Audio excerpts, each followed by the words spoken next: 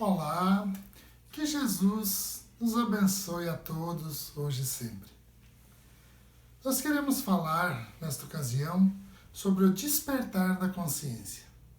Para isso, tomamos uma passagem do Evangelho de Lucas, onde Jesus subiu, como costumeiramente, o Monte das Oliveiras para orar. Os seus discípulos o seguiram.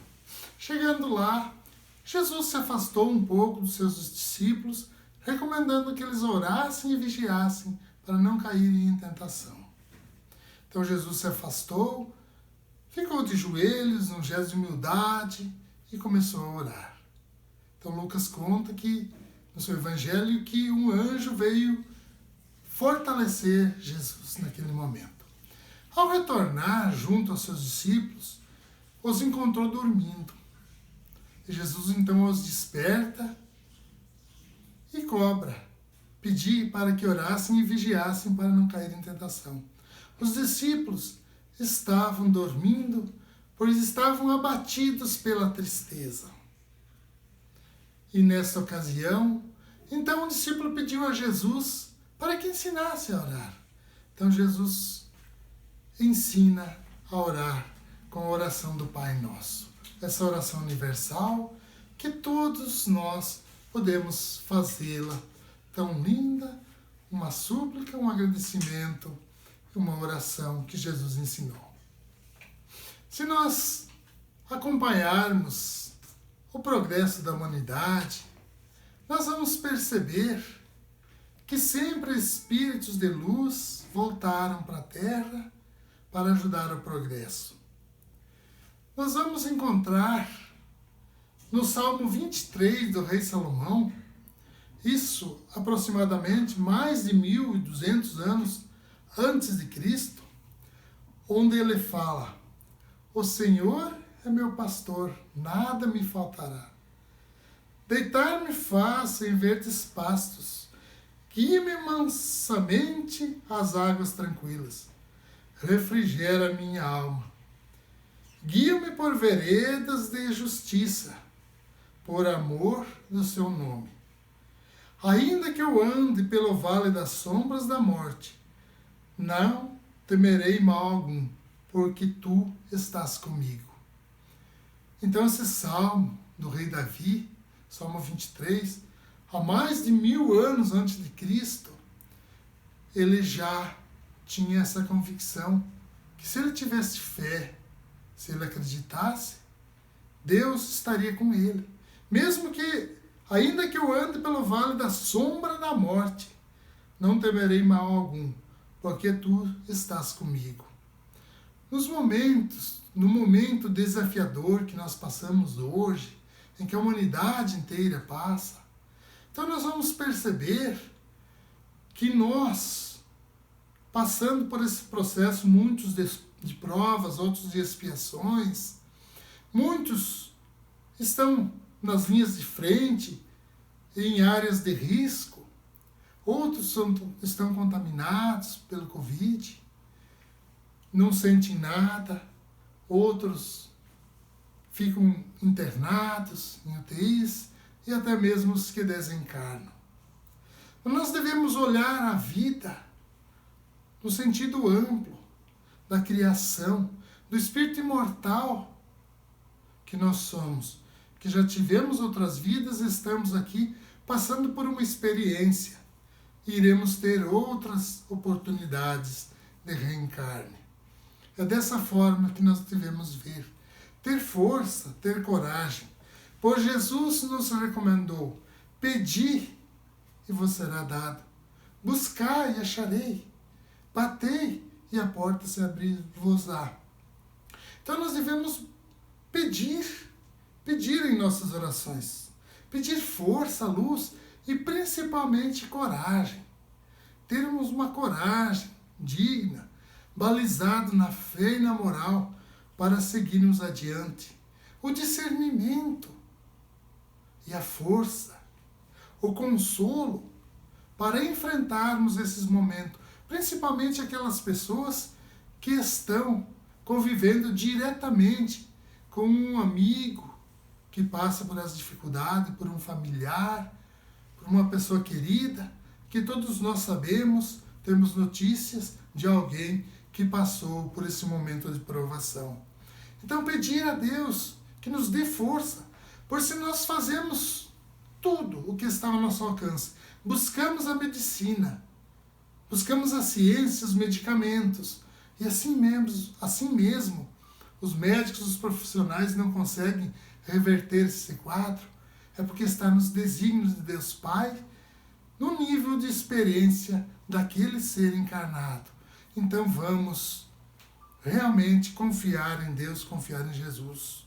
Buscar o caminho da libertação, da evolução, do progresso, da mudança interior.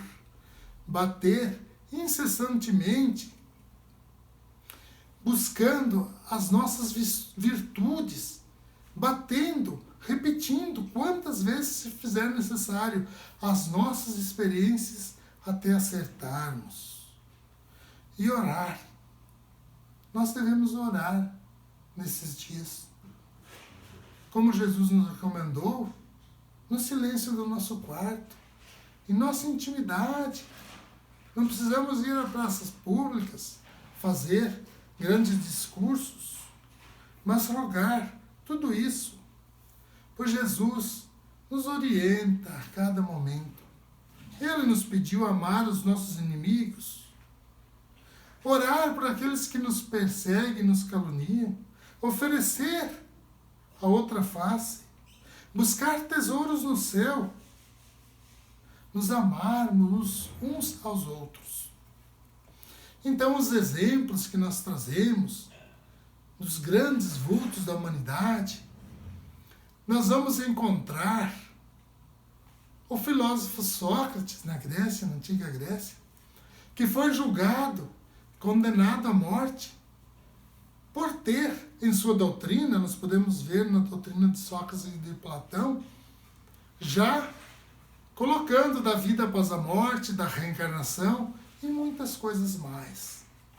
E Sócrates foi condenado à morte, a tomar veneno. Enquanto ele ficou preso em seus 30 dias de cárceres, os seus discípulos arquitetaram uma fuga, corrompendo um guarda, e chegaram, sem que Sócrates soubesse, para que ele se evadisse da prisão. Ele falou, não, eu não posso fugir à justiça da cidade. Eu preciso cumprir o meu dever.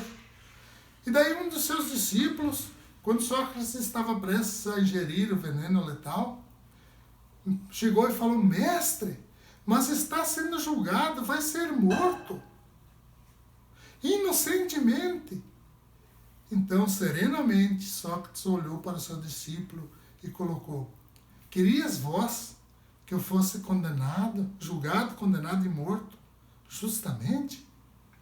Foi no ano de 399 a.C., também não conheciam Jesus. Jesus ainda não tinha feito sua passagem pela terra. E ele tomou o veneno que o soldado serviu a ele chorando, pois ele era um grande vulto. Então Platão, seu discípulo, escreveu tudo e nós temos até hoje os ensinamentos desse grande filósofo que deu sua vida com dignidade, com moral e com amor. Nós vamos então ver Paulo de Tarso, que foi o maior divulgador do cristianismo, quando ele não conseguia mais visitar as igrejas que estavam nascendo, ele começou a escrever as suas cartas aos irmãos, esclarecendo, pedindo que se amassem, que tivessem coragem, que tivessem fraternidade, e que ele também foi condenado a ser decapitado. E foi decapitado por um soldado. Esse grande vulto, um dos maiores vultos do cristianismo, que perseguia os cristãos, mas que teve seu encontro na estrada de Damasco com Jesus, se converteu ao cristianismo e passou então a propagar o cristianismo. Está na obra, que para nós é uma obra-prima de Francisco Cândido Xavier, o livro Paulo Estevo, retratando essa história.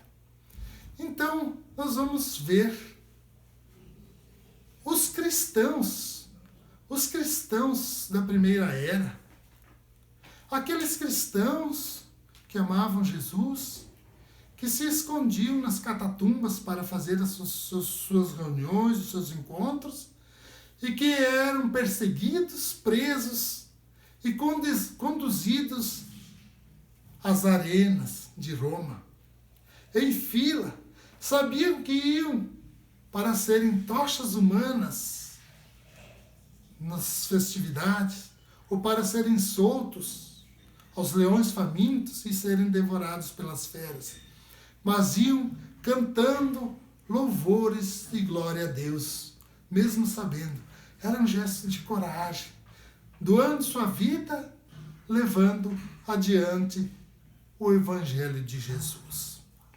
Então, nós vamos ver, nesses exemplos, a coragem para nós despertarmos. É preciso coragem, dizemos, porque para nós nos mobilizarmos para a mudança, nós precisamos ter coragem de olharmos para nós mesmos, despertarmos desta letargia em que muitas vezes nos encontramos, pois a nossa existência é um grande despertar. Todos os acontecimentos da nossa vida vêm para nos despertar. São luzes, vejamos nós, não são castigos de Deus. Deus não pune ninguém. São luzes que vão iluminando a nossa mente, nos iluminando em espírito. Todos os acontecimentos, desde os mais pequenos aos mais intensos, que transformam a nossa existência. Assim como os acontecimentos que estão atingindo os nossos irmãos, que chegam ao nosso conhecimento, também são um despertar. E nós vamos crescendo, vamos evoluindo cada vez mais. Então Jesus é o maior exemplo. Esse sol estelar que veio encarnar na Terra para trazer o seu conhecimento. Um homem que dividiu em duas épocas a era da humanidade. E se fez humilde, se fez manso e deixou-se pregar num lenho na cruz. Quando nós estamos passando por uma dificuldade, sabemos, às vezes o desafio é muito grande, mas lembremos de Jesus. Não devemos esquecer o Jesus que muitas vezes nós percebemos que em nome da arte as pessoas tentarem denegrir a sua imagem, rebaixar, desmoralizar. E nós aceitamos e nos afastamos de Jesus. E nos momentos de provação, nós estamos distantes, precisamos retornar. Ele disse essas coisas para que nós possamos ter paz. Neste mundo tereis tribulações. Eu venci o mundo. Tende coragem. Eu vim para que todos tenham vida em abundância.